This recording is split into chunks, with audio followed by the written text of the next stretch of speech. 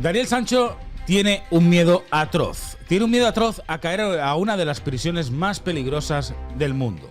La prisión central de Bangkok, conocida como la Hilton o como el Gran Tigre. Y hoy nos acompaña Luis Garrido, reportero español, afincado en Tailandia, que nos va a abrir las puertas de la Hilton. Buenos días a todos y a todas y muchísimas gracias por estar otro día más aquí en el canal y de nuevo aquí acompañándonos. Hace un ratito ha estado con nosotros Félix Ríos, hemos estado hablando con él sobre los cuchillos y ahora mismo nos acompaña Luis Garrido, periodista español, reportero español, afincado en Tailandia, ya lleva más de 10 años viviendo allí en Tailandia, que conoce perfectamente cómo es la sociedad tailandesa y qué es lo que se espera del extranjero en Tailandia. Ya hace un mes aproximadamente estuvo aquí con nosotros y estuvo explicándonos esos entresijos de lo que iba a suceder breve, cuando empezase el juicio. Bueno, hace un mes no, hace unos 15 días aproximadamente. Y os quiero recordar, ahora le vamos a dar paso, y os quiero recordar que tiene canal de YouTube, el canal se llama Bizarrasia, lo tenéis enlazado justamente en el chat, lo tenéis ahí fijado, y luego en la cajita de información también tenéis su canal para que podáis ir a ver toda la información que Luis nos aporta. El último vídeo, lo vais a ver, habla sobre el comienzo del juicio. Él estaba en Samui, ahora le vamos a preguntar si sigue allí, si sigue en Samui, y toda la información sobre una de las cárceles más peligrosas, o al menos lo que se vende, una de las cárceles más peligrosas del mundo. Buenos días, buenas tardes para ti, Luis, ¿cómo estás? Hola, muy buenas. Aquí encantado de volver a hablar contigo, Dani, y listo para tus preguntas. La primera de todas, ¿estás en Samui en estos momentos? No, esta es mi casa en Bangkok. Estuve la primera semana, pero desde el lunes que estoy aquí de vuelta. ¿Por qué te has marchado? ¿Porque no hay información? ¿Lo que se está pasando a la prensa española parece que se está empezando a marchar de allí también? Bueno, yo creo que el motivo para estar en Samui de los periodistas que estén en nómina de sus respectivas cadenas o diarios, pues tiene todo el sentido del mundo. Yo soy periodista independiente, yo voy a pieza, yo voy al que me contrate o no, y tengo libertad de estar en un lugar u otro. Decidí ir a Samui a ver qué ocurría, porque ya entendía que iba a ser difícil acceder al juicio. Y ahora mismo lo que uno puede medir en Samui, la temperatura judicial que uno puede llegar a medir allí mismo, pues es los protagonistas al salir, al entrar, el tratar de hablar con algún testigo que haya testificado ese día. Y digamos, el tipo de periodista que soy yo, que soy más un observador y que me gusta más hablar en petit comité, investigar, analizar muchísimo y mirarlo todo desde otra óptica, no quedarme solo con las declaraciones de una persona, a una salida de un presidio o algo así, o a la salida de un juzgado, pues no casa conmigo. Me hubiera gustado ver el juicio, obviamente, no pude acceder a él.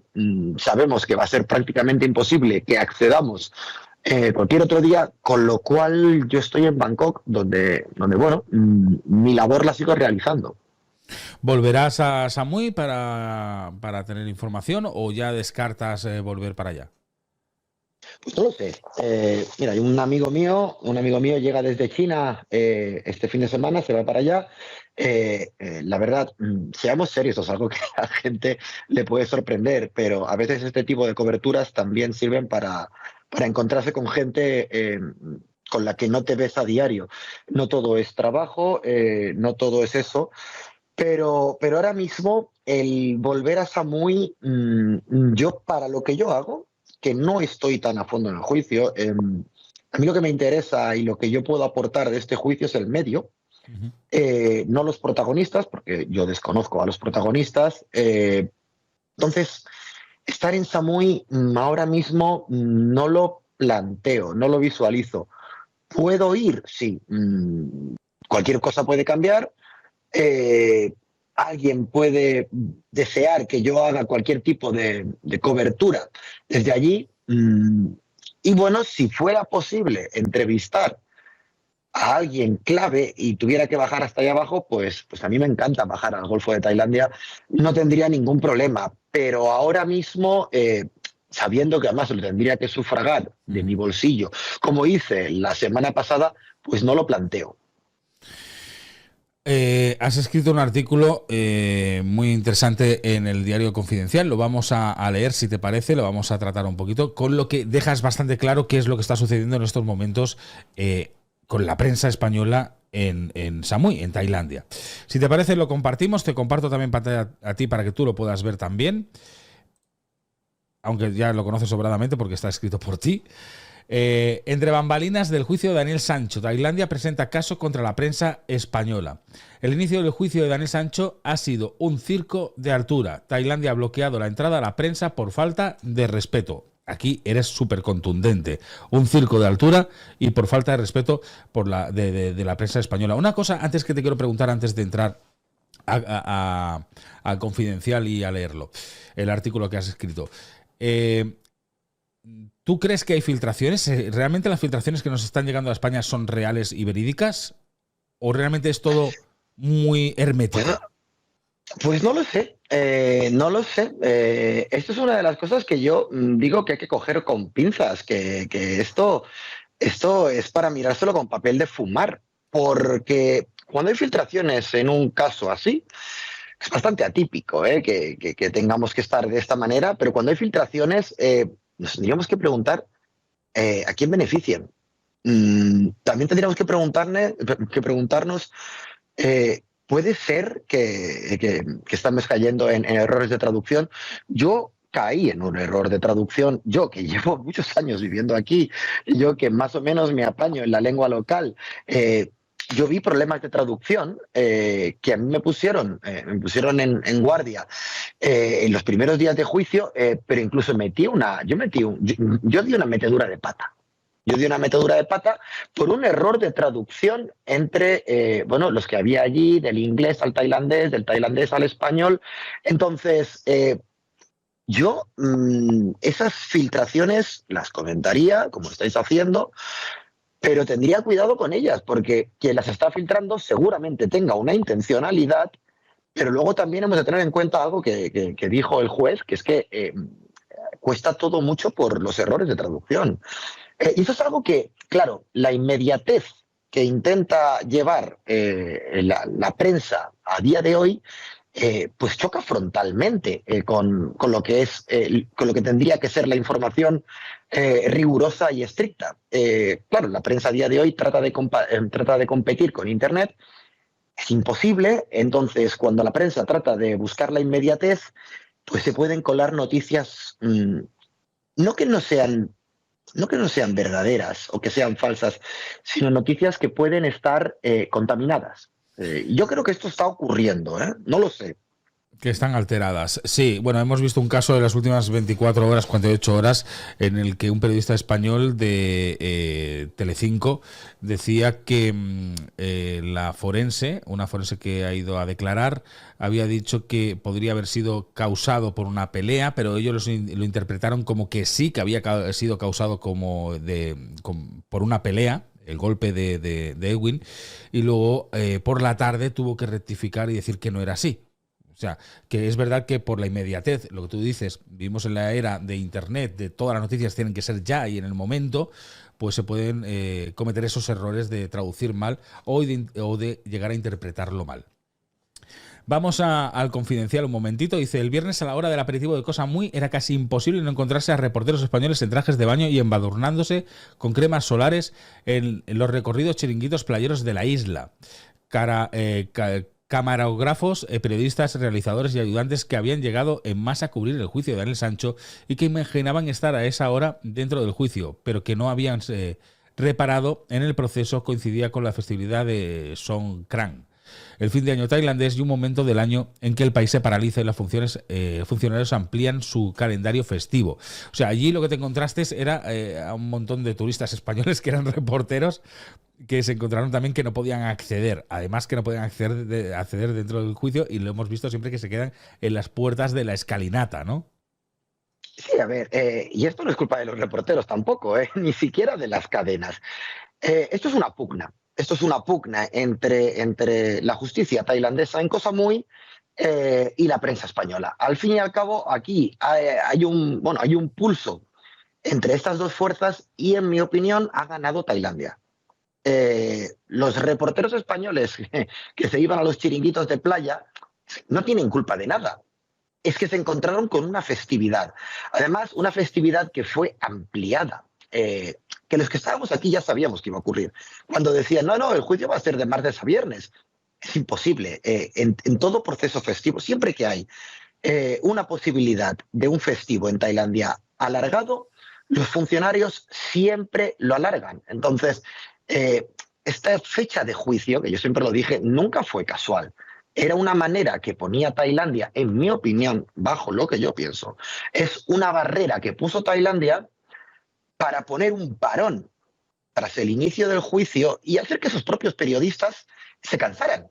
Que esa gente que estuviera allí cubriendo el juicio, que las cadenas que estuvieran en sus respectivas emisoras, en estudios de televisión, se cansaran de unos gastos que son elevados. Porque claro, una cosa es que pasen 2 o 3 días de fin de semana y otra que de repente te veas con un festivo de 6 días que además suben los precios de los hoteles, los vuelos son más caros. Entonces, esa pugna a día de hoy se ha visto que la ha ganado Tailandia, porque ya no hay tantos periodistas allí, ya no hay tantos reporteros. Lo explicaste aquí perfectamente antes de que comenzara el juicio, lo explicaste, dijiste, primero se junta con la festividad y tercero, se van a ver que van a coger y se van a tener que marchar cuando vean que no pueden tener información, que va a ser un gasto enorme para las cadenas, llevar a cámaras, a realizadores, a reporteros y tenerlos allí sin hacer absolutamente nada. Y además que el tiempo te está dando la razón, con lo que es tal cual, es así. Aquí lo dices muy, muy claro, un circo mediático, se había convertido en un circo mediático y lo que quería la corte, y en este caso Tailandia, era que eso se parase, ¿no? Que no hubiese periodistas allí todo el día con la alcachofa hablando, intentando sonsacar y sacar información. Los famosos cazadores de exclusivas que decías. Hay una de las preguntas que te quiero hacer. ¿Es cierto que en Tailandia la ley prohíbe el grabar y fotografiar a una persona sin su consentimiento bajo pena de prisión? Sí, pero hay que matizarlo. Tailandia es un país sumamente prohibitivo, con unas leyes en algunos casos prácticamente imposibles de cumplir, que ellos mismos, que los propios tailandeses imponen, el propio gobierno tailandés impone para, digamos, cuando necesita echar mano de esto, hacerlo. Esta ley es bastante reciente, ¿eh? Esta ley la impuso el pasado gobierno militar que tomó el poder en 2014 y lo revalidó, digamos, amañando, entre comillas, unas elecciones en 2019, y se veían tan deteriorados a nivel mediático, con tantas cámaras que les grababan.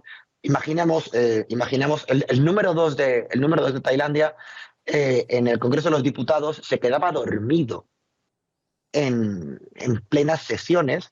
Claro, las cámaras le grababan, lo subían a internet. Entonces, claro, dijeron, una manera de evitar este tipo de fotos que incriminan nuestras prácticas, que no queremos que salgan a la luz, es poner una ley totalmente prohibitiva e imposible de cumplir.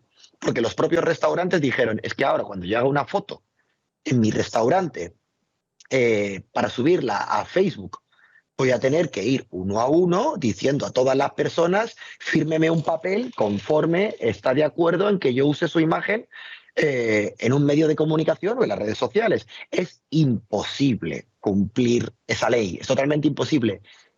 ¿Para qué sirve? Para que cuando alguien en el poder o alguien afín al poder o alguien que quiera censurar a otra persona pueda hacerlo a través de los mecanismos legales. Pero esto es algo muy habitual en Tailandia, ¿eh? O sea, es un país de leyes imposibles de cumplir, porque, esta es una. Pero hay muchas más. O sea, estamos hablando del país conocido por ser el principal destino de turismo sexual del mundo.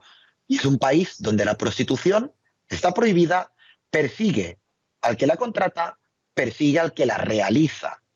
Y aún así es totalmente evidente que esto ocurre. Entonces sí, es ilegal. ¿Influye en algo? Pues bueno, influye en que si alguien quisiera tomar acciones legales podría hacerlo, pero que prácticamente nadie lo hace. Dejamos el artículo linkeado, lo he puesto en el chat también para que la gente pueda acceder y pueda ir a verlo, porque creo que aquí informas muy bien del circo mediático que se había montado alrededor de todo este caso y la hostia de realidad que se ha llevado la prensa después al ver lo que realmente estaba ocurriendo, ¿no? De que no tenían acceso o se le iba a imposibilitar el poder informar como ellos querían o como ellos pretendían. Entre bambalinas del juicio de Daniel Sancho, Tailandia presenta caso contra la prensa española. Lo tenéis linkeado, lo tenéis ahora mismo puesto en el chat para que podáis pinchar y podéis ir a leerlo después de que Luis haya acabado de explicarnos lo que viene a continuación, que creo que es la parte que más nos interesa y lo que tantas preguntas nos crea. ¿Realmente, Luis, la prisión central de Bangkok es una de las más peligrosas del mundo? Yo no lo diría. Aquí ahora la gente se va a sorprender. Yo no lo diría. Hemos de entender que la terrible fama que tiene la prisión de Bangkok, el Hilton, como se le conoce popularmente, deriva de lo que podemos llamar el género literario carcelario tailandés. Este es un país que ha traído a viajeros, a turistas y a gente, bueno, que venía a delinquir toda la vida, y durante una época pues venía gente o en busca de drogas o a traer drogas, y toda esta gente iba directa a esta prisión. Entonces, por eso se le llamó el Hilton, porque mucha gente decía, tú te puedes, si quieres alojarte en el Hilton, en Bangkok, la vía rápida es traerte un fajo de heroína, por ejemplo. ¿Qué ocurre? Que hubo tantos extranjeros que acabaron en esta cárcel, una cárcel donde además se habla una lengua totalmente distinta, que se creó un género literario, y se creó esa idea de que todos los que son de mi generación lo saben, de no hay nada peor que estar en una cárcel tailandesa. Es una cárcel que puede llegar a ser terrible, pero lo de peligrosa yo lo matizaría. Y ojo, yo no he pasado ahí ninguna estancia, yo no sé lo que es, pero me consta que hay cárceles muy peligrosas en el mundo. Y la cárcel central de Tailandia, las cárceles tailandesas, yo creo que han mejorado muchísimo en las últimas décadas, y no porque lo diga yo, nuevamente, yo lo he hablado esto con gente que está en contacto con presos, yo lo he hablado directamente con presos y también lo he hablado con despachos de abogados que asisten a presos. Es una cárcel terrible si la comparas con una cárcel española, no tiene nada que ver, pero a nivel de peligrosidad, a nivel de que, bueno, tu vida corra peligro seriamente, yo no sé si es la más peligrosa, pero claro, te voy a decir yo la he visto desde fuera solo. Recuerdo que cuando estuviste aquí la primera vez nos comentabas, nos dijiste, ahora mismo está en Samui, en la prisión de Samui, cuando le toque ir a Bangkok, si le toca ir a Bangkok, será otra historia. Yo me imagino que será por la comparación con prisiones españolas, a lo mejor, ¿no? Bueno, será otra historia, desde luego. ¿Qué ocurre? Primero, la cárcel de Samui es la cárcel de una zona de islas sumamente turísticas. Allí la gente que está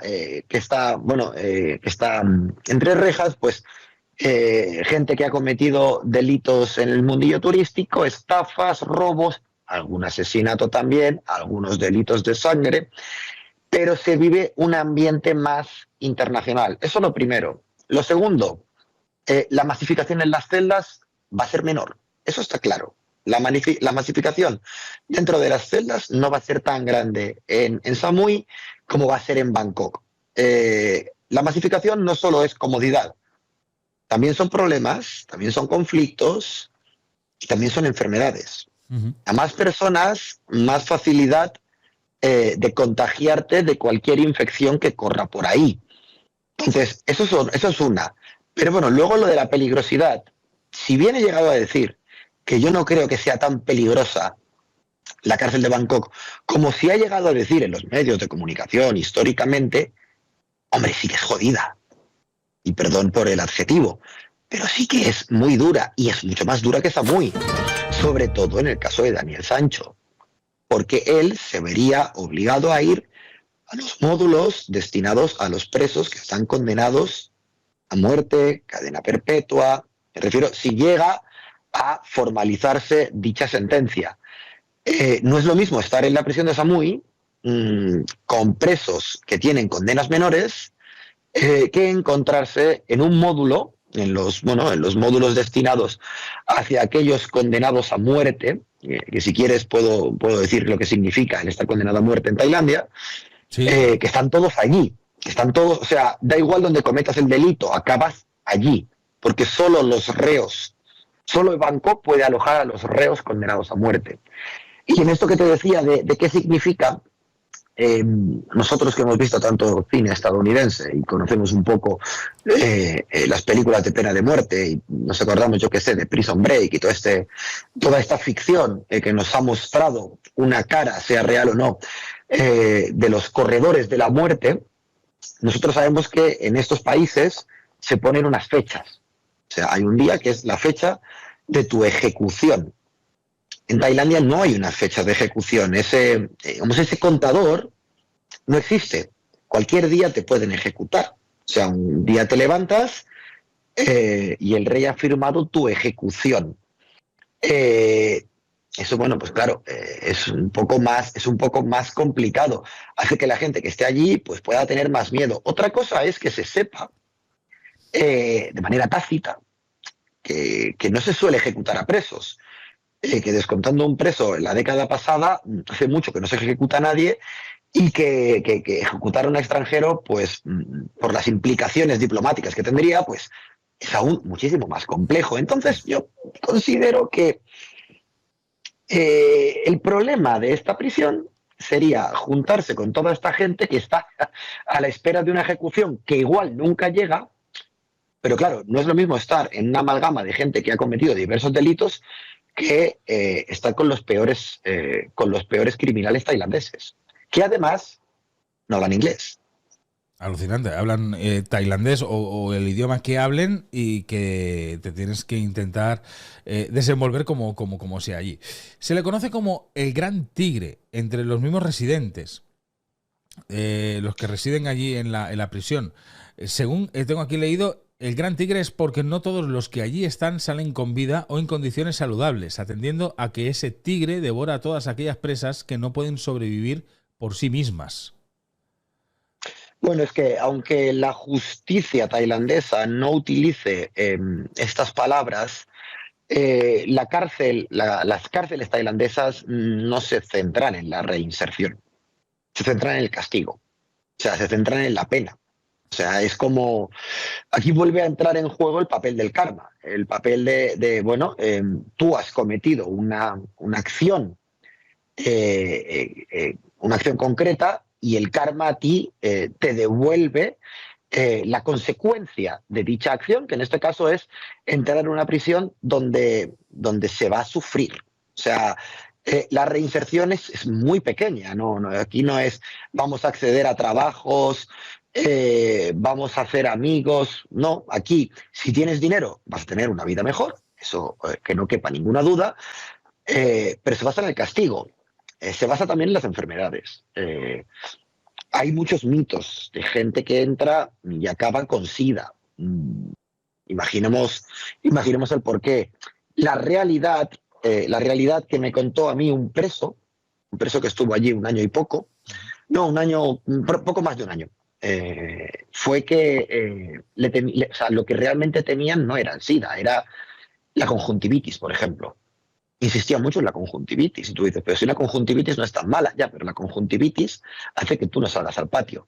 Imagínate estar en una celda de 60 personas que solo tienes el patio como ese refugio mental para oxigenarte de la celda y tú no puedes salir a la celda.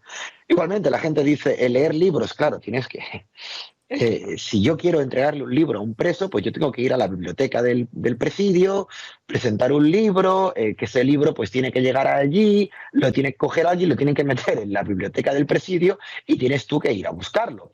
Entonces, las secuelas mentales son enormes y las secuelas físicas también. No obstante, gran parte de lo que se ha dicho pertenece a esta literatura carcelaria que pertenece al pasado. O sea, estamos hablando de que estos libros, que es un género, es un género en sí, es un subgénero. El subgénero de literatura carcelaria tailandesa, escrita por occidentales, es un subgénero que está allí y hay un montón de libros sobre ello. Que bueno, aquí puedes ver unas imágenes, no sé si son de allí o no, pero imagino que sí. No sé hasta qué punto son reales, pero que este género creó un mito que es real en parte. Mira, esto que se ve aquí me recuerda a mí históricamente se decía que en estas prisiones las visitas con otra gente era una valla como esta, una reja como esta, un pasillo con policías en medio y otra reja al otro lado con todas las personas que iban a visitar a los que estaban al otro lado y que se tenían que gritar. A día de hoy eso ya no es así. Ojo, estoy poniendo esta prisión como si no fuera tan mala, pero que es tremendamente mala. O sea, porque si bien estamos mirando esto, yo escribí un artículo en el Confidencial también sobre esto, y lo escribí en un momento que se filtró una imagen de una cámara de videovigilancia que mostraba una cárcel, no era Bangkok, pero era otra cárcel, una cárcel tailandesa con superpoblación, cómo tenían que vivir los reclusos. Y esa imagen, luego lo que se dijo, y era peor que esta imagen, ¿eh? Pero, era peor que esta imagen. Esto que estamos viendo... Yo creo que es cine, ¿eh? Yo creo que esto es cine. No lo sé, pero a mí esto me suena a la película A Prayer Before Dawn, pero igual me equivoco. Igual he metido aquí yo una gamba considerable, que también hay que tener en cuenta esto. No son cárceles a las que se suele acceder fácilmente como reportero, y además cuando entras, pues imagino que tampoco te enseñan muchas de las realidades. Yo iba mostrando estas imágenes mientras hablabas para que, claro, la gente se pueda hacer un poco a la idea de lo que estamos hablando, porque hablabas de sobrepoblación en las celdas, de hasta 60 presos por celda. Para caber 60 presos, ¿cómo es de grande esa celda? ¿Cuántos metros cuadrados puede llegar a tener? Bueno, pues como me dijo un amigo mío que recientemente, por una alcoholemia, por una alcoholemia lo llevaron al calabozo, y conoció a una persona que por un ajuste de cuentas le habían tendido una trampa y esa persona estuvo una semana aquí. Y lo que decía es, te tienes que acostumbrar a dormir con la cabeza aquí, unos pies aquí y otros pies aquí, porque se invierten las posiciones al dormir para ocupar menos espacio. Seguro que alguno lo ha hecho. Yo lo hice en una acampada cuando era niño. Y es plenamente incómodo. Imagínate cuando las personas con las que compartes esas celdas pues son criminales. No obstante, si a Daniel Sancho le condenan para ir a esa celda, se supone que es un criminal como ellos. Con la diferencia de que, claro, y algunos de esos criminales vienen de mundos marginales, y en el caso de quien nos ocupa, pues no sería así. Pero es cierto que se ponen a dormir y esta persona le dijo, sí, claro, es que me dijo este hombre, este amigo, se hicieron amigos, que tenía que dormir y que si se echaba hacia un lado, pues tenía unos pies. Si se echaba hacia otro lado, tenía otros pies. Lo de dormir en el suelo no es un problema porque hay unas esterillas. Es una cosa muy normal en Tailandia. Pero, claro, la asfixia humana pues es notable. Y esa foto que yo publiqué en el Confidencial, que esa foto fue muy viral en Tailandia, esa foto era terrible. Es que no sé si intentar buscarla por aquí. Hombre, si la podemos ver, seguramente nos impresionará. Porque esa es real, no solo es real, sino que es reciente. Y además, esto es uno de esos casos que, como vulneraba el honor de una prisión tailandesa, lo que decíamos antes de esa ley, pues se persiguió a quien hizo la foto. O sea, en lugar de perseguir en lugar de tratar de reparar el daño de esa cárcel, se trataba de perseguir a quien había vulnerado el honor de la prisión con esta foto. Castigar a Chivato. Sí, claro, porque al fin y al cabo estás acabando con el honor, con el honor de... A ver, si la encontramos aquí. A ver si es que estaría bien que la encontráramos aquí.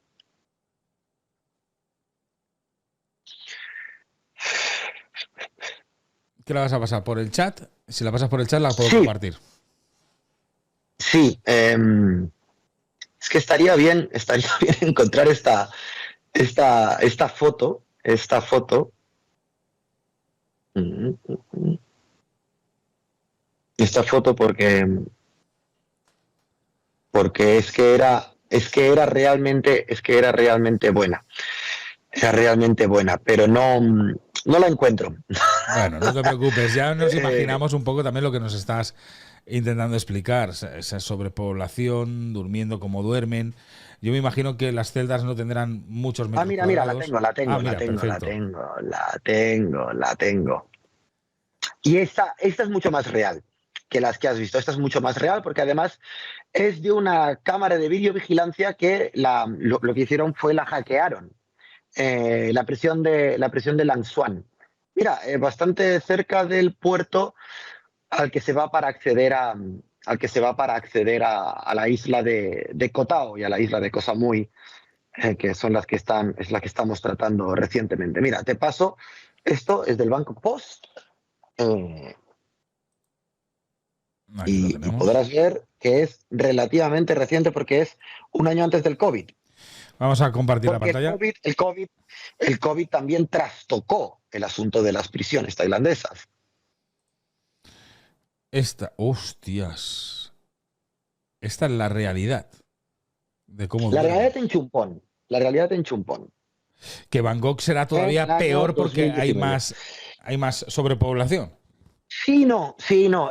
Luego se dijo que, créete tú a los que lo dijeron, se dijo que era un momento concreto, que normalmente no es así. Era un momento concreto. Hay una cosa que hemos de matizar. Esto es inminente, un cambio de ley que va a permitir que muchísima de la gente que está en estas prisiones desaparezca. O sea, Tailandia está mejorando estas cosas. Hay que comentarlo también. La prisión de Surat Thani, por ejemplo, otra de las prisiones que le podría tocar a Daniel Sancho, que es la provincia de la que depende Koh Samui, pues ahora tiene más del doble de capacidad porque recientemente cambió. Entonces, tenía problemas como esta de Chumpon, porque son provincias limítrofes, ¿no? Y bueno, cambió y ahora mismo Surat Thani tiene mucho espacio. Este tipo de imágenes, como esta filtración de esta cámara de seguridad, hace que las prisiones tailandesas mejoren. Obviamente, las redes sociales, el mundo de Internet, el que ahora mismo cualquiera mete una cámara en un sitio, todo esto cambia y todo esto hace que esto mejore. Y el gran cambio que va a haber ahora es que se va a descriminalizar el consumo de drogas. A día de hoy, consumir, por ejemplo, algo, lo que sea, puede llevar hasta 2 años de cárcel. Y mucha gente ha ido a la cárcel por simplemente consumo. Se estaba metiendo en la cárcel a consumidores. Es inminente que esto va a cambiar. Es inminente. Y eso sacará un montón de gente de la cárcel. Era lo que te quería preguntar, porque cuando hablamos de esa sobrepoblación en las prisiones es porque, por dos cosas, o porque las leyes son muy duras y con cualquier cosa ya vas directa a prisión, o número 2, o porque hay pocas prisiones en Tailandia y por eso se crea, y hay muchísimo crimen, y por eso se crea esa sobrepoblación en las prisiones. Pero no hay pocas prisiones. El problema es que, bueno, lo que acabas de decir, se arresta demasiado. Claro, y además si dices por consumo de drogas y tal, depende de lo que sea, ya también te plantas 2 años, pues ya te puedes imaginar que, claro, tienen que estar sobrepobladas. De todas formas, la O por imagen, robo. o por robo, ya solamente esa imagen que hemos podido ver ya es alucinante, de verlos ahí todos amontonados, de cierta manera. Lo de dormir en el suelo creo que es algo más también cultural, ¿no? Por parte de Tailandia, dormir en el suelo. Sí, eso no tiene ningún problema, porque además tiene una esterilla, no es incómodo. Y mira, aquí te paso otro artículo, que es el artículo que estábamos diciendo, eh, este artículo yo traté de explicar más o menos bien lo que ocurre en las celdas. Lo que ocurre en las celdas, las comidas, todo esto. Todo esto. Y además explica uno de los motivos de la superpoblación en las cárceles tailandesas, que básicamente es que cualquier persona puede acceder ahí. Toda esa gente que roba una cartera en España, en Tailandia, acabaría en prisión. No sé por cuánto tiempo, pero acabarían todos en prisión. Aquí lo dices, O con facilidad una para pena acabar en prisión. importante. Aquí lo Claro, comentas. aquí que hablo del género literario, todo esto. Entonces, un robo menor, cualquier delito que en España eh, se solventaría con muy poco, pues en Tailandia puede ser cárcel. ¿Qué pasa?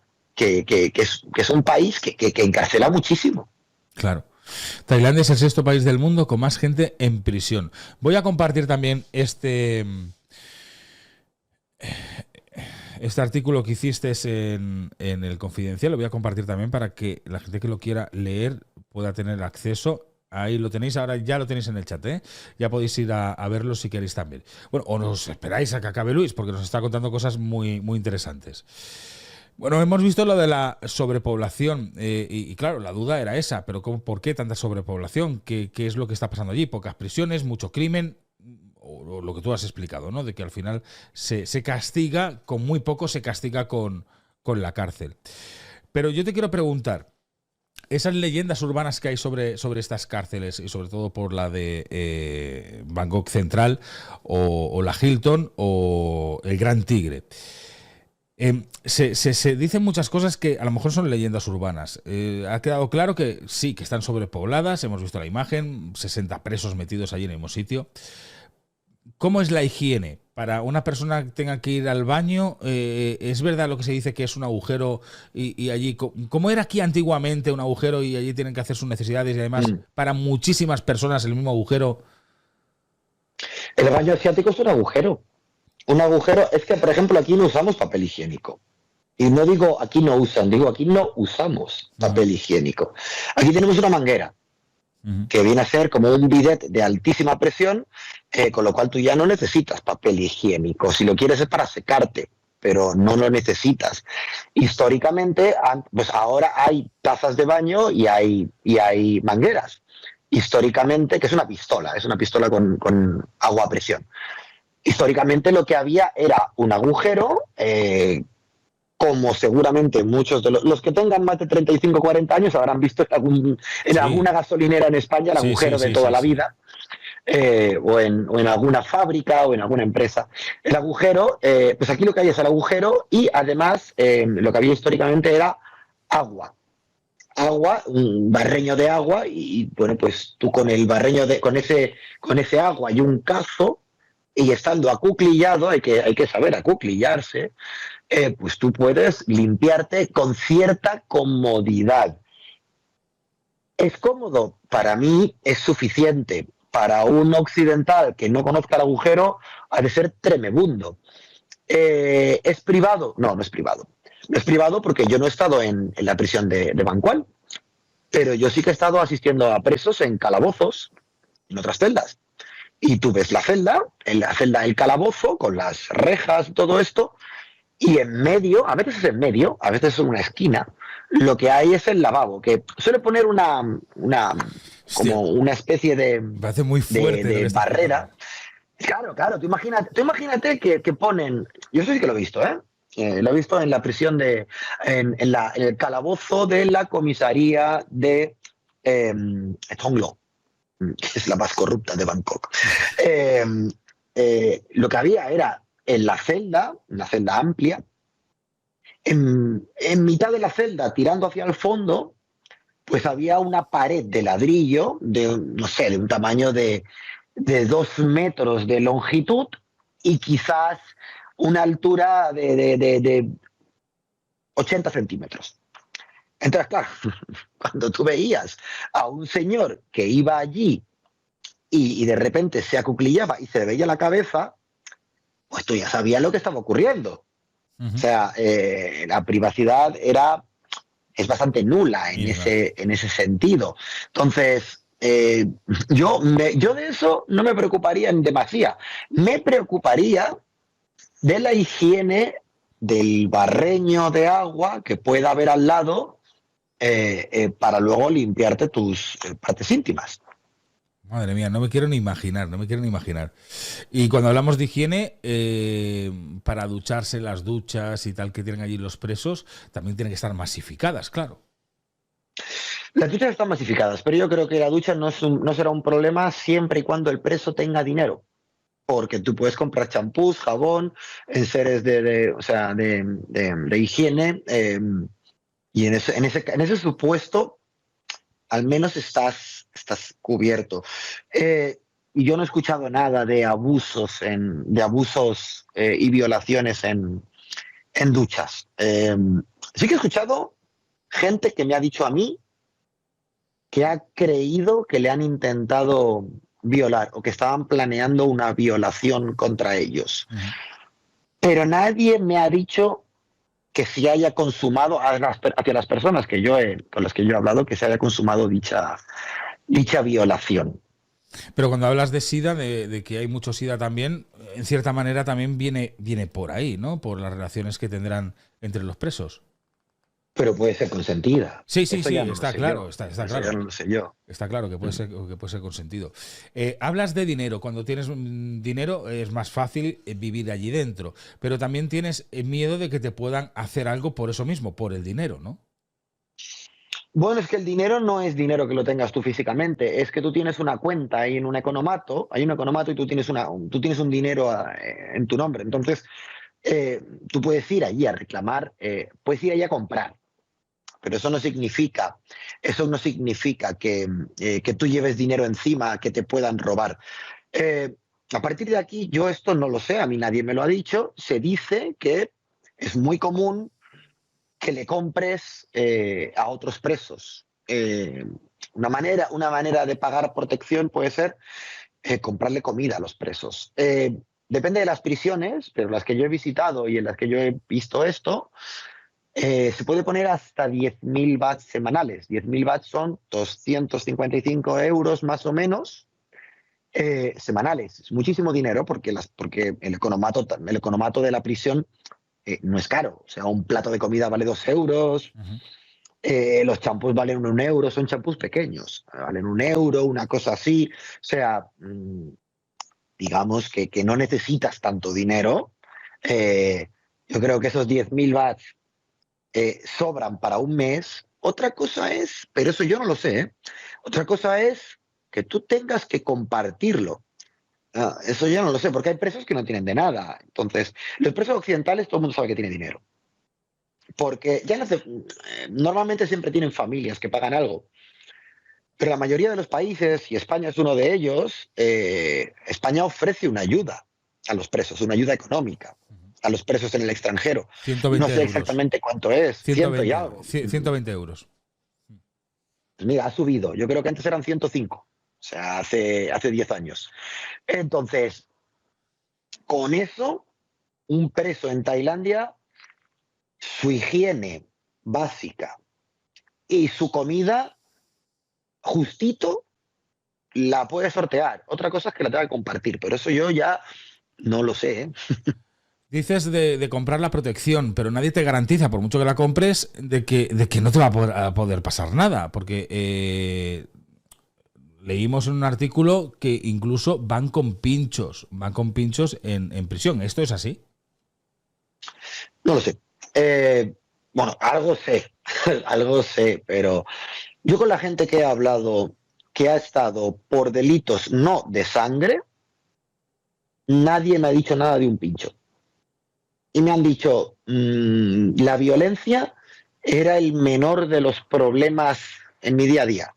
Me acuerdo un preso que me dijo, mis problemas eran las ratas, las cucarachas. Esos eran problemas para mí. Pero las ratas, las cucarachas, las infecciones. Dice, pero la peligrosidad no lo era. Dicho esto, yo sí que he escuchado lo del pincho. Lo he escuchado de segundas o terceras bocas. Pero, por ejemplo, a mí me dijeron, una persona que asistió a un preso con delitos de sangre en Bangkok, en la prisión central de Bangkok, que esa persona llevaba lo que allí denominan un pincho, que no es una navaja, eso es un trozo de cristal, un filo. Y que todos van con el pincho a todos los sitios. Y Artur Segarra, en una de esas cartas que envió a Telecinco, creo que era, también hablaba de que voy con el pincho a todas partes. Por eso yo digo, a mí nadie me lo ha dicho directamente, pero se dice. Sí, se puede dar por hecho de que sí, que pueda ser, que se pueda ocurrir. Al final se intentan proteger a ellos mismos también del que tienen delante, que tampoco sabe cómo va a reaccionar. Lo que decías tú antes, son prisiones que están llenas de asesinos, de violadores, de pederastas, de narcotraficantes. Son donde va, hablamos de la Hilton, es la prisión donde va lo peor y los crímenes más atroces que se han cometido en Tailandia, con lo que te puedes esperar cualquier cosa. Yo me imagino que la defensa de uno también es importante y por eso llevan el pincho. La comida, Luis. ¿Qué comen en prisión? Bueno, pues si dependes de la comida que dan allí, pues poca cosa. Arroz. Aquí hay diferentes variedades de arroz. Pues es el arroz más barato, que se llama cao cao, que es el arroz que cuando pasan 2 horas se convierte en una pasta. Pues igual es eso con un poco de aceite de palma. O, con suerte, con trocitos de alguna carne indeterminada, o incluso de huesos de pollo que algo de carne quede por allí. No es buena la comida.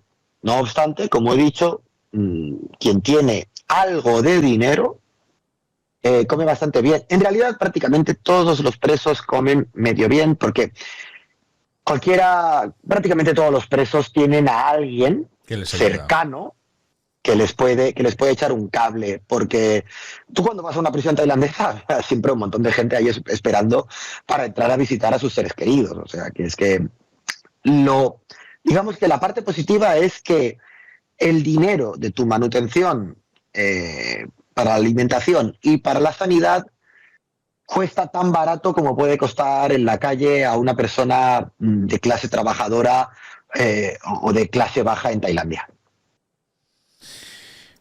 Cuando hablamos de temas de comida, porque es una de las cosas que a mí me llama mucho también la atención, el resto de reos se roban a los que tienen el dinero para poder comer mejor, o esto viene a ser, o están separados a la hora de comer, porque claro, no es lo mismo que tú comas arroz, como dices tú, del malo, que a las 2 horas se hace una pasta, y yo estoy comiéndome, por ejemplo, un filete. Tú a lo mejor con hambre y tal, tu manera de actuar hacia mí va a ser diferente, ¿no? No lo he escuchado, no lo sé. Es que esto, claro, tendríamos que ir a la literatura carcelaria, que todo es del pasado, o alguna película que se puede ver, A Prayer Before Dawn, por ejemplo, alguna película en Netflix, pero yo allí ya me pierdo. No me lo han contado. Los presos con los que yo he hablado, a mí no me lo han contado esto. Otra de las cosas, para ir terminando, que sé que no tenías mucho tiempo y no queríamos robarte tampoco mucho más, que me ha llamado mucho la atención, es que los presos en esas celdas masificadas se masturban uno delante de los otros. Bueno, pues no me parece una cosa muy normal. Te puedo dar un ejemplo de Camboya, de la Jungla Blanca, de la prisión de Phnom Penh, de la capital. Había un preso español que yo visité. Lo visité con Joaquín Campos y con Joseph Gazzano, un fotógrafo. Lo visitamos en 2015. También hice un artículo para El Confidencial titulado Presos en Asia olvidados por España. Un artículo muy duro contra un Bueno, contra las autoridades españolas en su momento. Ujú. Y en ese artículo yo entrevisté a este preso y él me contó una cosa. Yo le dije, ¿qué tal la violencia? Me dijo, no, no tengo problemas de violencia. Y luego le dije, oye, te has dejado una buena barba. ¿No tienes maquinillas de afeitar? Y me dijo, no, no, sí que tengo maquinillas de afeitar. Y dice, pero tú sabrás que en Asia la barba es una cosa que gusta poco. Y digo, ¿y eso por qué? Y dice, mira, porque yo los primeros días que estaba aquí me levantaba, no tenía ningún problema con nadie, me levantaba, era un tío grande y fuerte, también en una celda de 60 personas, sin mirar la presión. Dice, yo me levantaba y me levantaba pegajoso Hostias. y no sabía. Y entonces pues el segundo o tercer día lo que hizo fue abrir los ojos para ver, qué estaba ocurriendo ahí. Y lo que se encontró fue a un señor, imagínate lo que estaba haciendo. Pero por eso vuelvo a la peligrosidad, porque lo que hizo este ciudadano fue mirarle con cara de odio, que el tío salió corriendo y se fue. No obstante, poca gente, o sea, poco espacio, mucha gente, seres humanos, hombres. Sí, sí. Tremendo. Luis, para terminar, suicidios. ¿Qué se habla de los suicidios que hay en esta prisión? Porque, según habíamos leído en algún que otro artículo, había muchos suicidios, sobre todo de extranjeros que no acaban aguantando, que allí se habla un idioma diferente, que las costumbres, las maneras y, sobre todo, la presión de estar en ese tipo de prisión. Yo no puedo dar cifras de suicidios porque las desconozco. Esto las tendría que dar. Hay muchas asociaciones que, bueno, en defensa de los derechos de los presos, que actúan aquí. El artículo ese que escribí, pues yo hablé con varias, porque las cifras que hay de todo esto no son oficiales y van hacia arriba, van hacia abajo. Y a veces no sabes si el suicidio es un suicidio o se está tapando otra cosa. Porque en Tailandia es muy habitual que cuando un extranjero muere en circunstancias sospechosas, se le acusa de suicidio. No solo en prisiones, sino en cualquier otro momento. Un turista aparece muerto en Tailandia de manera sospechosa y para no inflar las cifras de criminalidad internacional y de turistas muertos y todo esto, pues la policía tira hacia el suicidio. Esto, ayer Félix me dijo, siempre dices lo mismo, recomendando la serie del Serpiente. Pero es que la serie del Serpiente en Netflix lo cuenta muy bien. Cuenta muy bien esto de los suicidios.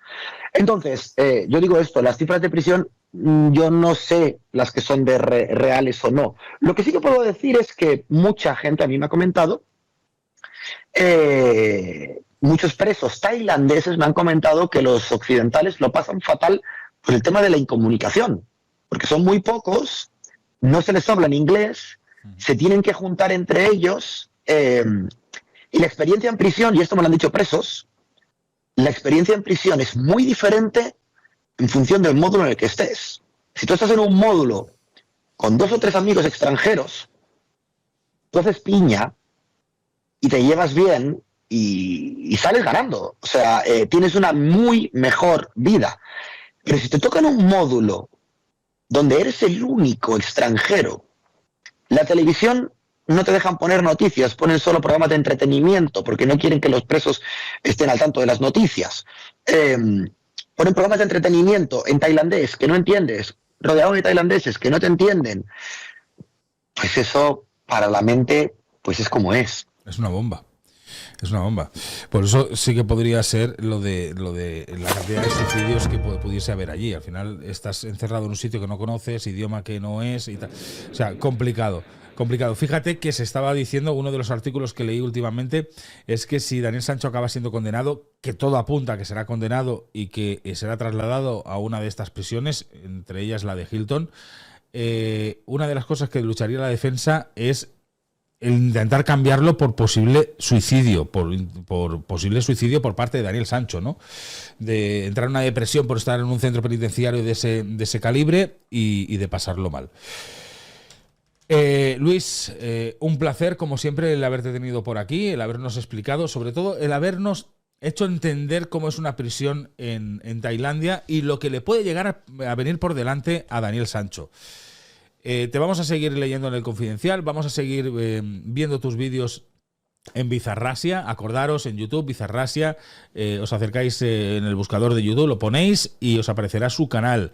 Ir a ver los vídeos que tiene allí, que nos habla de Tailandia y nos habla de la experiencia de vivir el día a día en Tailandia. Y lo dicho, Luis, no sé si te he perdido porque te has quedado congelado. ¿Me he quedado congelado? Sí. Es posible. Pero te escucho. Es posible. Tengo un problema de batería. Vale, no te preocupes. Se me ha acabado la batería de los auriculares y creo que se me ha acabado la batería de la cámara. Vale, no te preocupes. Te escuchamos bien y nada, era para eso, para al final darte un abrazo y despedirte y que nos vemos próximamente cuando quieras venir por aquí y seguir contándonos cositas de Tailandia. Muy bien, pues encantado nuevamente. Y sí, igual nos volveremos a ver por aquí. Creo que ha vuelto mi imagen ya. No, no ha vuelto. Pero bueno, no te preocupes, que te escuchamos bien, ¿eh? Pues buen viaje, pues me despido de esta manera y ya está. Muy bien, nada, encantado. Y bueno, solo para acabar, sí. Decir todas las cosas que yo he dicho de las prisiones tailandesas, que se cojan también con pinzas, porque yo no he entrado en ninguna. Yo he estado fuera, yo he hablado con presos, yo he leído muchísimo y me he entrevistado, pero lo más importante que es estar ahí dentro, no lo he estado. Igual que Tailandia es un país con sus ciertos secretismos, como se está viendo en el caso de Daniel Sancho, que no sabemos lo que ocurre realmente dentro de esa sala donde se celebra el juicio, tampoco sabemos exactamente lo que pasa en las prisiones. Está claro. Está claro. Y decías que tú no has estado nunca y que no tengas que entrar nunca, Luis. Que no tengas que entrar nunca en una prisión de ese tipo. Yo creo que no he hecho nada aún para entrar, pero bueno. Por eso mismo. Por eso mismo. Cuídate mucho, un abrazo muy fuerte y disfruta del fin de semana.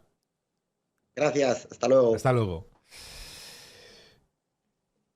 Bueno, ya hemos llegado al final del directo que os queríamos traer. Recordar que esta mañana a las 11 hemos estado en directo aquí también. Hemos estado hablando con Félix Ríos.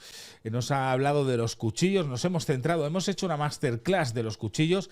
Después de este directo, si queréis ir a verlo, pues estáis totalmente invitados a ir a ver la masterclass que nos ha hecho sobre los cuchillos que se utilizaron, que se compraron, que compró Daniel Sancho para cometer el crimen contra Edwin Arrieta.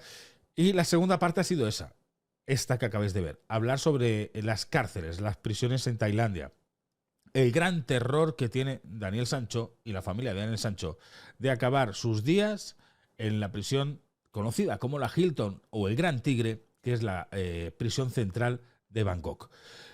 Creo que ya está, que ya estamos, que ya hemos terminado, que esta tarde a partir de las 8:30 volveremos a estar en directo, esta vez con todo el equipo de expertos, donde trataremos la última hora, las últimas noticias que hayan ocurrido durante el día de hoy en el juicio contra Daniel Sancho en Samui. Ahora sí que nos vamos a ir, ahora sí que nos vamos, que un besito muy grande para todos y que nos vemos a las 8:30, aquí, donde si no, en Darío el Rewind.